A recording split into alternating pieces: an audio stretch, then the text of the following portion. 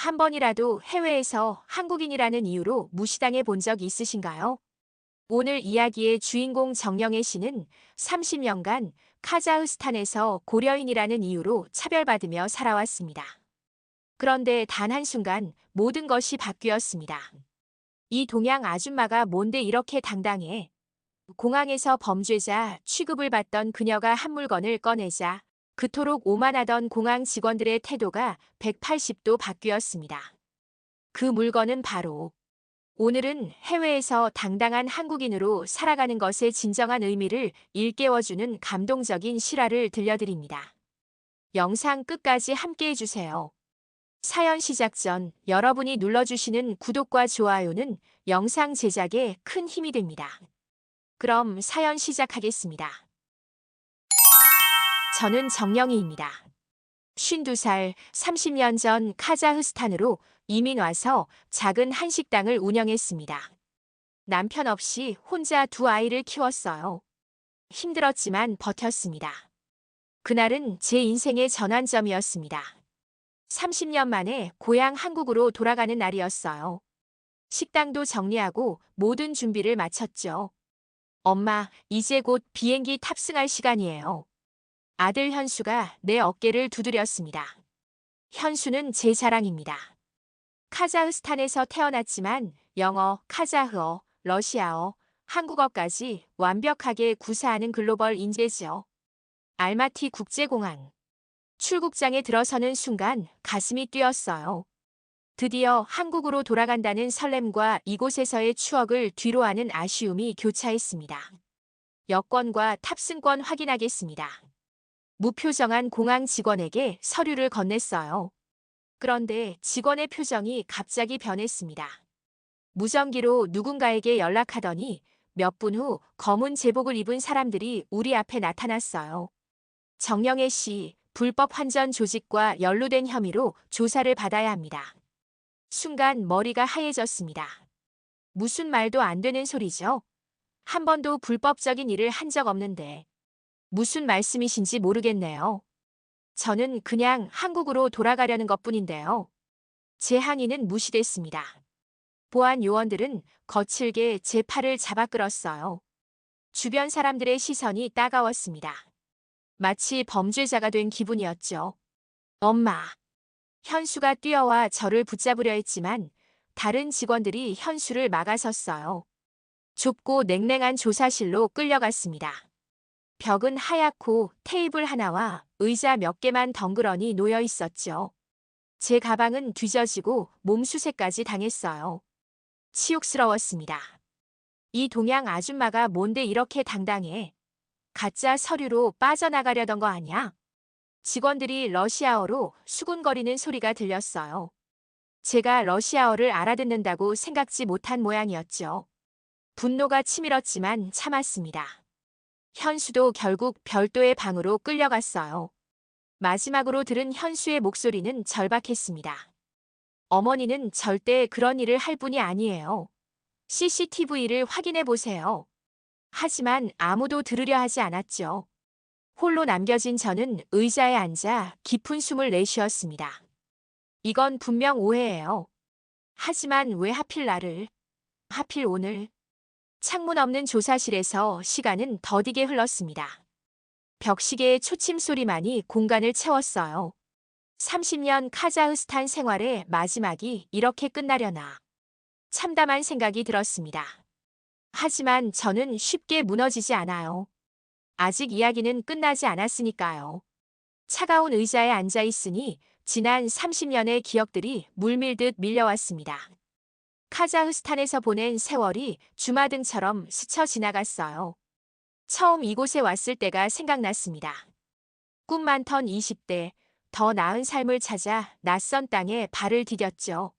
남편과 함께 작은 한식당을 열었어요. 그때만 해도 모든 게 희망찼습니다. 하지만 현실은 달랐어요. 고려인이라는 이유로 받은 차별은 일상이었습니다. 은행 대출 신청이요. 죄송합니다. 외국인에게는 대출이 어렵습니다. 얼마나 많이 들었던 말인지 모릅니다. 서류는 항상 완벽했지만 고려인이라는 이유만으로 번번이 거절당했죠. 현지인들은 쉽게 받아가는 대출이었는데 말이에요. 식당을 운영하면서도 마찬가지였습니다. 단속이 나오면 유독 우리 가게만 들여다봤어요. 옆 가게는 대충 살펴보고 지나가는데 우리 가게는 구석구석 뒤지곤 했죠. 위생 검사입니다. 주방을 전부 보여주세요. 한 달에 2번씩 찾아오는 단속. 매번 깔끔하게 유지해도 늘 꼬투리를 잡았습니다. 때로는 뇌물을 요구하기도 했어요. 거절하면 가게 문을 닫게 하겠다며 협박했죠. 남편이 갑자기 세상을 떠나고 혼자 아이들을 키우면서도 굳건히 버텼습니다. 자식들에게 더 나은 미래를 주고 싶었으니까요. 현수와 딸 미나는 제 삶의 전부였어요. 엄마, 왜 우리만 이렇게 힘들어요? 어린 현수의 질문에 뭐라고 대답해야 할지 몰랐습니다. 그저 세상은 공평하지 않단다. 하지만 우리는 강해질 거야라고 말해줬어요. 조사실 벽시계의 초침 소리가 제 생각을 현실로 돌려놓았습니다. 이제 한국으로 돌아가려 했는데 끝까지 이런 꼴을 당해야 하나요? 가슴이 아팠습니다. 하지만 저는 결코 무너지지 않았어요. 삶이 수없이 던진 시련들을 이겨내왔으니까요. 이번에도 마찬가지입니다. 깊게 숨을 들이마시고 마음을 가다듬었어요. 나는 결백하다. 이 진실만이 제 마음에 단단히 자리 잡았습니다. 그 어떤 모욕도 저의 존엄을 빼앗을 순 없어요. 차분히 하지만 단호하게 대응하기로 결심했습니다. 문이 열리고 누군가 들어오는 소리가 들렸어요. 고개를 들어 바라보니 날카로운 눈빛의 남자가 제 앞에 서 있었습니다. 눈앞의 남자는 자신감에 차 있었습니다. 검은색 제복에 금빛 배지가 반짝였어요. 이름표에는 안드레이라고 적혀 있었죠. 정영희 씨 맞습니까? 안드레이는 제 이름을 어색하게 발음했습니다. 고개를 끄덕였어요. 안드레이는 의자에 앉더니 서류를 천천히 넘겼습니다. 의도적으로 시간을 끄는 듯 했어요. 이봐, 나한테 솔직하게 말해. 내가 밀반출하려던 돈은 어디 있어? 갑작스러운 질문에 눈을 크게 떴습니다. 무슨 말도 안 되는 소리죠? 돈이라뇨? 저는 그저 고향으로 돌아가려는 것뿐입니다. 안드레이는 비웃음을 지었어요. 그의 눈빛이 차갑게 빛났습니다. 우리는 당신 같은 사람들을 많이 봐왔어. 불법으로 돈을 환전해서 국외로 빼돌리려는 사람들 말이야. 분노가 치밀었지만 감정을 억눌렀습니다. 침착하게 대응해야 했어요. 저는 평생 정직하게 살아왔습니다. 절대 그런 일을 하지 않았어요. 안드레이는 책상을 세게 내리쳤습니다. 갑작스러운 소음에 몸이 움찔했어요. 거짓말하지 마. 우리는 증거를 가지고 있어. 거짓말을 계속하면 구속될 수도 있어. 알겠어. 그의 목소리는 위협적이었습니다. 하지만 저는 눈을 똑바로 마주쳤어요. 진실은 제 편이니까요. 어떤 증거가 있는지 보여주세요. 저는 아무것도 하지 않았습니다. 안드레이는 서류 가방에서 종이 한 장을 꺼냈어요. 러시아어로 가득 찬 문서였습니다. 그는 펜을 꺼내 제게 건넸죠. 여기에 서명해. 그럼 모든 게 간단해질 거야. 문서를 자세히 읽어보니 심장이 멎는 듯 했습니다. 제 이름으로 된 자백서였어요.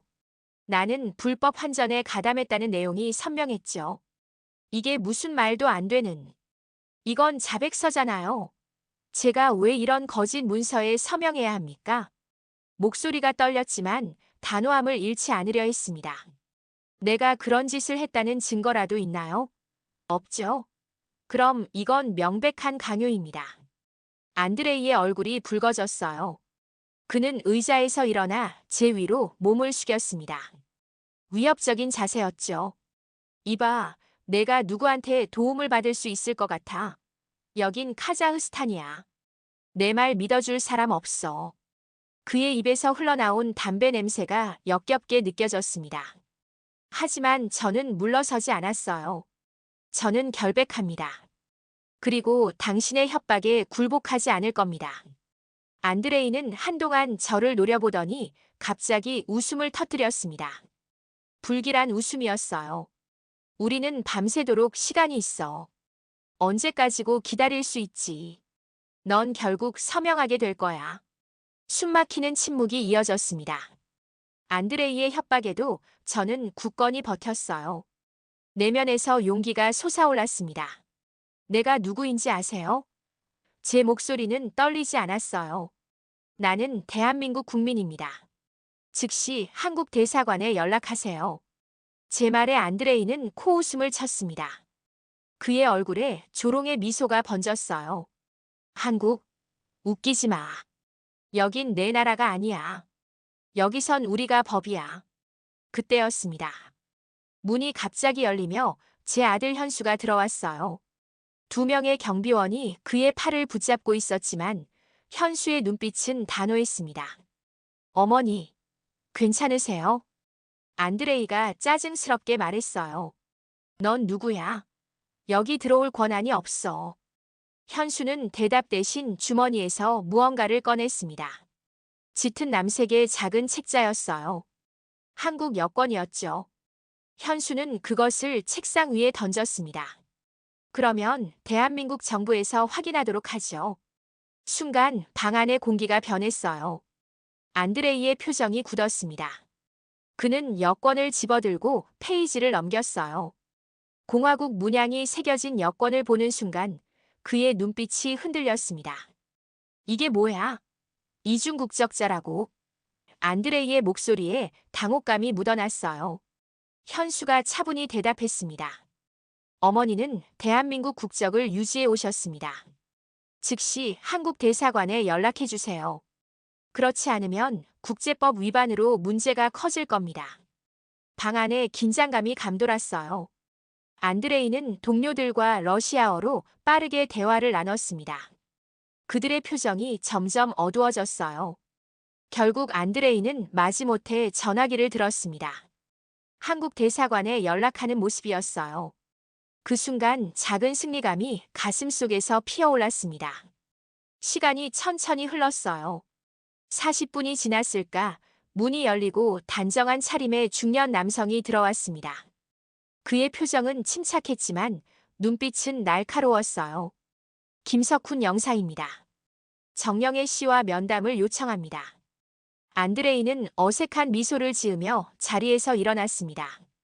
갑자기 공손해진 태도가 역겹게 느껴졌어요. 김석훈 영사는 제게 다가와 정중하게 인사했습니다. 그의 존재만으로도 큰 위안이 됐어요.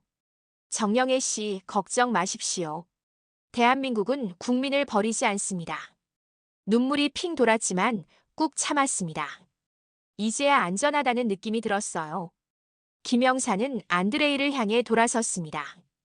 그의 목소리는 부드러웠지만 단호했어요. 지금부터 이 사건은 한국 대사관에서 관여하겠습니다. 정영애 씨에 대한 혐의를 입증할 증거를 제시해 주시겠습니까? 안드레이는 눈을 굴리며 증거를 찾기 위해 서류를 뒤적였습니다. 그의 자신감은 점점 사라지고 있었어요. 김석훈 영사는 침착한 표정으로 그를 지켜보았죠. 증거라는 게 없는 모양이군요. 김영사의 목소리는 차분했지만 힘이 있었습니다. 안드레이가 입을 열려는 순간 김영사가 서류 가방에서 태블릿을 꺼냈어요. 화면을 켜자 공항 CCTV 영상이 재생되기 시작했습니다. 저희는 이미 공항 CCTV 영상을 확보했습니다. 회의실에 갑작스러운 침묵이 내려앉았어요. 김영사의 목소리만이 또렷하게 울렸습니다. 그리고 진범은 정영애 씨가 아니라 금발머리를 한 다른 외국인이었습니다. 영상 속에는 환전소 근처에서 수상한 행동을 하는 금발의 여성이 보였습니다. 직원들과 몰래 무언가를 주고받는 모습이 선명했어요. 저와는 전혀 관련 없는 사람이었죠. 안드레이의 얼굴이 창백해졌습니다. 그는 동료들을 향해 러시아어로 빠르게 지시를 내렸어요. 보안 요원들은 서둘러 사무실을 나갔다 들어왔고 얼마 후 당황한 표정으로 고개를 끄덕였습니다. 확인했습니다. 정영애 씨는 무혐의입니다. 안드레이의 목소리에서 자신감이 완전히 사라졌어요. 그는 억지로 미소를 지으며 제 수갑을 풀어주었습니다. 오해가 있었던 것 같군요.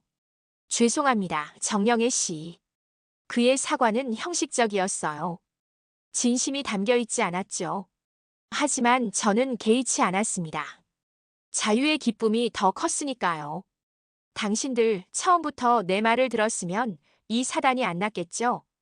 제 목소리는 차갑고 단호했습니다. 현수가 제 어깨를 감싸 안았어요.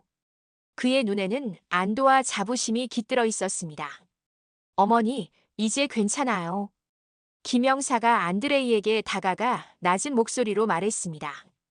그의 표정은 엄중했어요. 이번 일에 대해서는 공식 항의서를 제출할 예정입니다. 대한민국 국민에 대한 부당한 처우는 용납되지 않을 것입니다. 안드레이의 얼굴이 더욱 창백해졌어요. 그는 급하게 고개를 숙이며 다른 직원들에게 지시를 내렸습니다. 몇 분 후 완전히 다른 태도의 공항 직원이 방으로 들어왔죠. 정영애님, 불편을 드려 대단히 죄송합니다. VIP 라운지를 준비해드렸으니 그곳에서 편히 쉬시다 비행기를 타시길 바랍니다. 좌석도 비즈니스 클래스로 업그레이드해드렸습니다. 갑작스러운 태도, 변화가 우습게 느껴졌어요. 하지만 30년 만에 귀국길, 편안하게 가는 것도 나쁘지 않겠다 싶었습니다. 공항 로비로 나오자 사람들의 시선이 느껴졌어요. 아까와는 다른 시선이었습니다. 이제는 존중과 두려움이 섞인 눈빛이었죠. VIP 라운지는 호화로웠습니다. 부드러운 소파, 고급스러운 음료, 친절한 직원들. 불과 몇 시간 전 저를 범죄자 취급하던 공항과는 전혀 다른 세상이었어요. 김석훈 영사는 저희가 안전하게 비행기를 탈 수 있도록 끝까지 함께 해주셨습니다. 그의 존재는 든든했어요. 정영애 씨, 이제 한국에 도착하시면 고려인 지원센터를 통해 정착 지원을 받으실 수 있습니다. 제가 미리 연락해두겠습니다. 감사하다는 인사를 드렸습니다. 30년 만에 귀국 막막했던 앞길에 작은 희망이 생긴 것 같았어요. 탑승 시간이 다가오자 현수와 저는 게이트로 향했습니다. 안드레이와 공항 직원들이 멀리서 우리를 지켜보고 있었어요. 그들의 눈빛이 달라져 있었죠. 엄마, 저 사람들이 갑자기 왜 태도를 바꿨어요? 현수의 질문에 잠시 생각했습니다. 30년 동안 카자흐스탄에서 겪었던 모든 차별과 편견이 스쳐 지나갔어요. 우리가 한국 국민이니까. 그리고 한국이 강한 나라니까. 제 대답에 현수는 깊이 생각하는 듯 했습니다.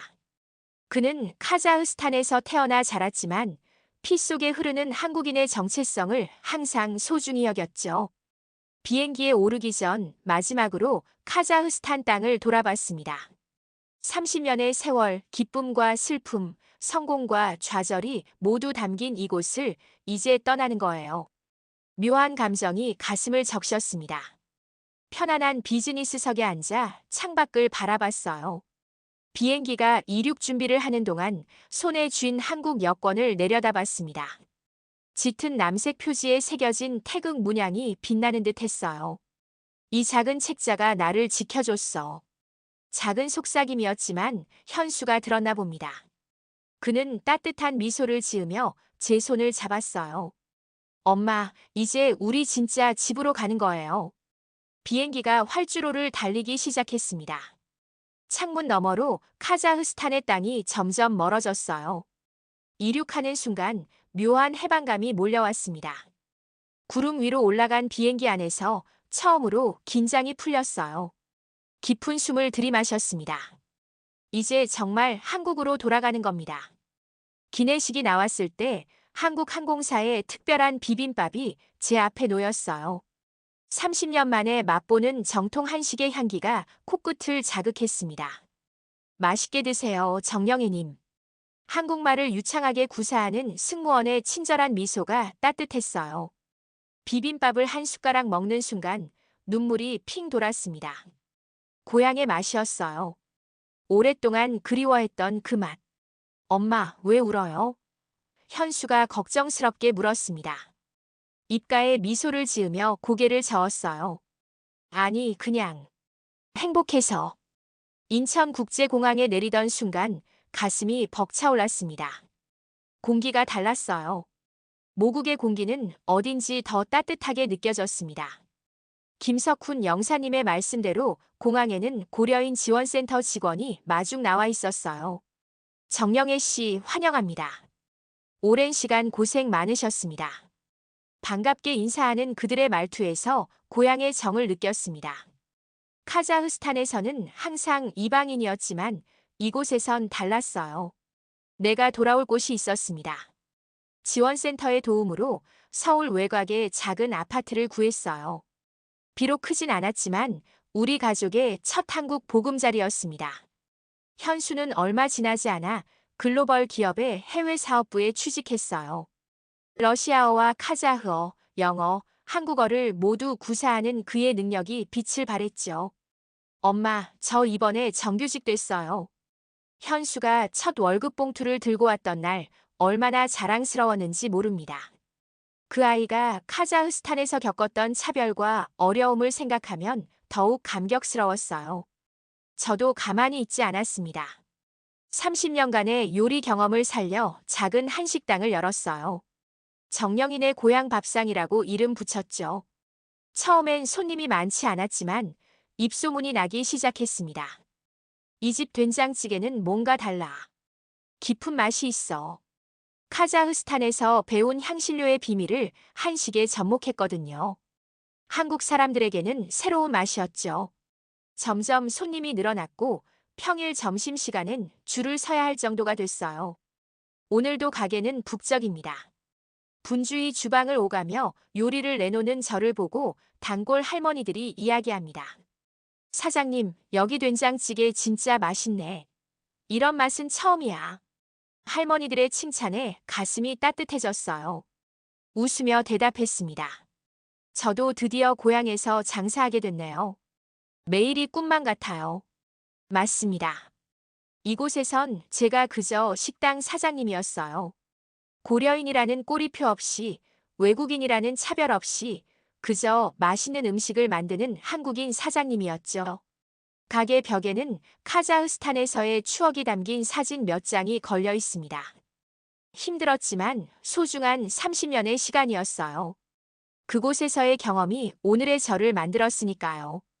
저녁 무렵 현수가 회사 동료들을 데리고 가게에 왔습니다. 자랑스러운 표정으로 저를 소개했어요. 이분이 제 어머니세요.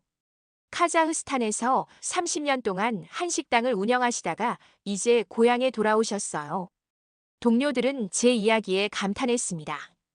이방인으로 살아온 세월, 겪었던 어려움, 그리고 마침내 고향으로 돌아온 여정에 한국에 온 지 6개월이 지났습니다. 계절이 바뀌고 봄이 찾아왔어요. 벚꽃이 만개한 한강공원은 사람들로 북적였습니다.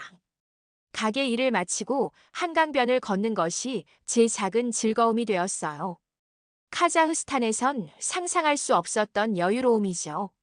오늘도 여느 때처럼 다리 위를 거닐고 있었습니다. 해질녘의 강물은 붉게 물들어 아름다웠어요. 불현듯 카자흐스탄에서의 삶이 떠올랐습니다. 차별과 편견 속에서도 포기하지 않고 버텨온 시간들. 어쩌면 그곳에서의 경험이 나를 더 강하게 만들었는지도 몰라. 바람이 불어 머리카락이 흩날렸습니다. 지나가는 사람들은 저를 그저 평범한 한국인 아줌마로 봤겠죠. 더 이상 고려인이라는 꼬리표는 없었어요. 멀리서 현수가 걸어오는 모습이 보였습니다. 요즘 그 아이는 승승장구하고 있었어요. 카자흐스탄에서의 경험이 오히려 그의 강점이 되었죠. 국제 업무에서 그의 다양한 언어 능력과 문화적 감각은 빛을 발했습니다. 엄마, 오래 기다리셨어요? 현수가 다가와 미소 지었어요. 고개를 저었습니다. 아니, 방금 왔어. 회사는 어때? 좋아요. 이번에 카자흐스탄 지사 설립 프로젝트를 제가 맡게 됐어요. 놀라운 소식이었습니다. 그곳에서 힘들게 살았던 우리가 이제는 당당히 한국 기업의 이름으로 그곳에 진출하는 프로젝트를 진행한다니. 현수야, 자랑스럽다. 진심을 담아 말했어요.